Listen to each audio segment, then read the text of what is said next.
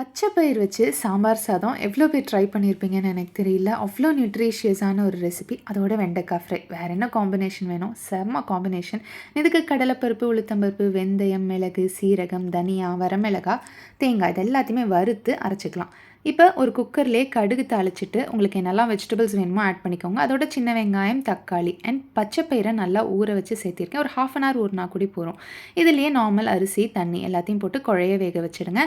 இப்போ புளி தண்ணி, உப்பு, அரைச்சி வச்ச மசாலா, பச்சை வாசனை போகிற வரைக்கும் கொதிக்க விடுங்க. இப்போ கடைசியாக நம்ம நல்லெண்ணெயில் நிலக்கடலை, முந்திரி எங்கள் அம்மா ஸ்டைலில் கொஞ்சமாக ஒரு சாம்பார் தூளும் போட்டு கொத்தமல்லி தூவி இறக்கிடுங்க. அண்ட் நம்ம வெண்டைக்காய் ஃப்ரை ரொம்பவே ஈஸி. கடுகு தாளிச்சிட்டு வெண்டைக்காயை போட்டு நல்லா சுருண்டை வதக்கிடுங்க. வெந்து வந்ததுக்கப்புறம் அன்னம் அமிர்தமோடு மேஜிக் கறி பொடி 2லேருந்து 3 டேபிள் ஸ்பூன் ஆட் பண்ணால் மட்டும் போதும். ஏன்னா இது சவுத் இந்தியாஸ் ஃபர்ஸ்ட் எவர் பொரியல் பொடி. அவ்வளோ டேஸ்டியாக இருக்கும். அண்ட் நல்லா சிம்மில் வச்சிங்கன்னா இன்னுமே கிறிஸ்ப் ஆகும். தெரியாதவங்களுக்கு இது எங்களோட own brand without any preservatives. இனி அதுக்கு வெயிட்டிங். Happy eating.